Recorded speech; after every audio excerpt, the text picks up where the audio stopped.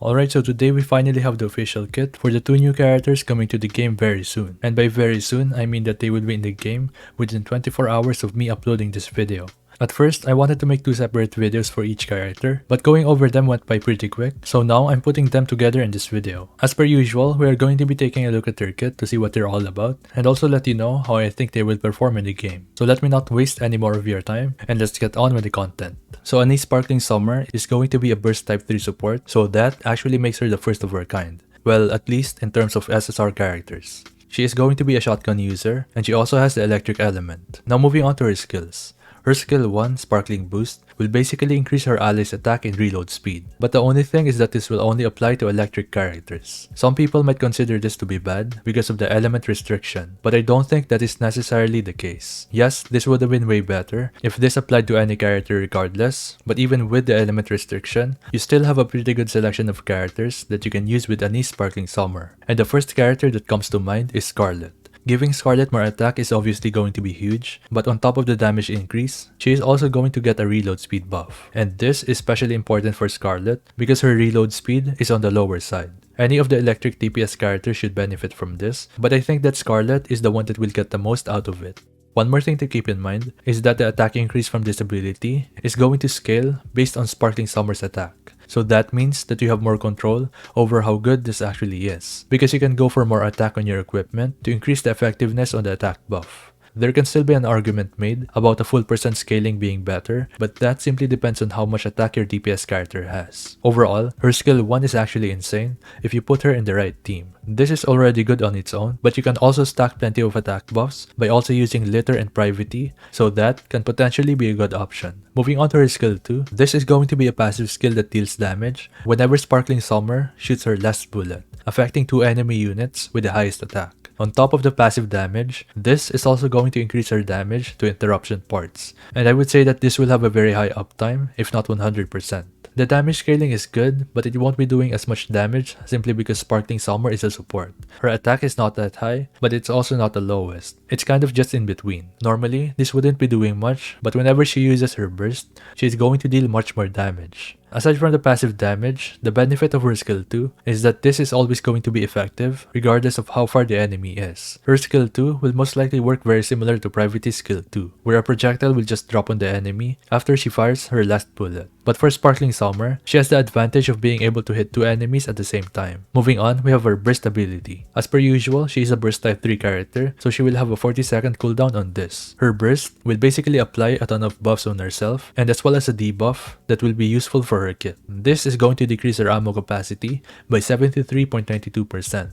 Which, if you take a look at the character demonstration, she is going to have a total of 2 shots before having to reload again. This is going to be huge because she will be doing much more damage with her skill 2. Some people might think that Anise having to reload a lot of times can be a bad thing, but actually, the amount of damage she will be doing from her skill 2 more than compensates for the quote-unquote downtime when she reloads. And speaking of, this will also increase her reload speed by quite a bit. So if you think about it, you probably won't even notice her attack slowing down.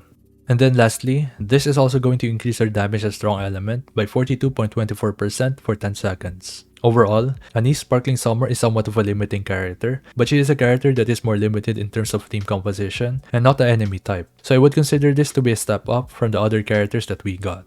The only parts of her kit that are actually enemy specific is the damage as strong element from her burst and the increased damage to interruption parts on her skill 2. But when you take a look at her kit as a whole, those are pretty insignificant compared to the other things that she provides. She gets increased damage to interruption parts, but only by a small percent. And yes, it's nice to have increased damage as strong element, but this is not going to be a deal breaker if you are using electric type DPS characters in your team. Think of it more like a bonus for when you go up against enemies that are weak against electric characters. I'm expecting Sparkling Summer to be an exceptional support for electric characters, and I can also see her being really good as a sub DPS unit against any stage that is weak against the electric element.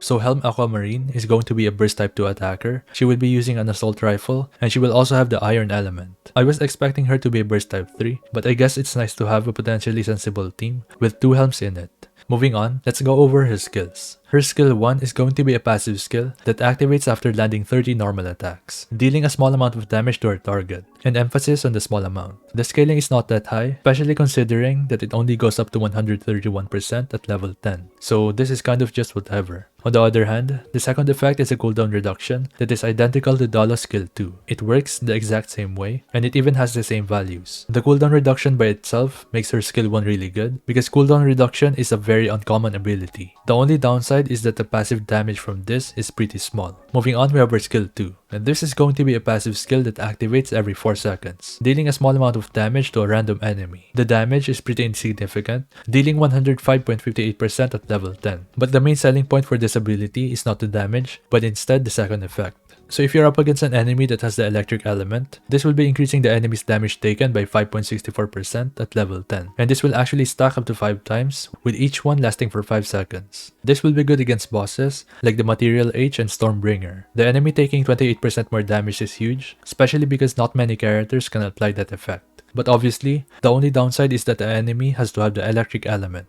Moving on, we have her burst, which is on a 20-second cooldown. This is going to deal 164.83% damage to all of your enemies on the field, and double that if the enemies have the electric element. So this one is pretty straightforward. My only takeaway is that it scales pretty low, just like the other damage aspects on the rest of her kit. Looking at Helm Aquamarine as a whole, she is looking to be a bit underwhelming. All of the damage scaling on her skills are very low, so she won't be doing much personal damage. She does have cooldown reduction, which is really nice, and she also has increased damage taken for the enemies, but that is limited to a specific type of enemy. If you have seen my Annie Sparkling Summer pre-release analysis, I basically said that the main thing that makes Sparkling Summer a step up from the other characters is that she is a character limited to team compositions instead of enemy type. And looking at Helm Aquamarine, it seems like she is the opposite. You can pretty much put her in any team composition, but you have to be going up against electric enemies to actually activate the damage taken passive. And that alone is a big part of her kit, because she's not providing much outside of the cooldown reduction. So if you ask me, I can only see her being useful for when you need a burst 2 character against an electric type boss in the solo and union raids. You need to form multiple teams for that content, so having Aquamarine as an option, or even as a backup, can be nice. One huge benefit that she has, depending on how you look at it, is that you can pretty much ignore her burst, therefore saving a ton of manuals, or just leave it at level 4. But maybe I'm coping with this one. Overall, I'm not very optimistic about this character, simply because of the low scaling and enemy restriction. The low scaling is especially a big issue, because her skill 2 would have been really good, because it triggers every 4 seconds. But that doesn't really matter now, because it's only dealing a little over 100% damage at level 10. This is ridiculous because you have to spend so much upgrade materials just to end up getting that amount of damage every 4 seconds. Ultimately, even though I don't think she will be insane, don't let that completely sway you from pulling for this character. If you like Helm, maybe you're a big fan of her big design,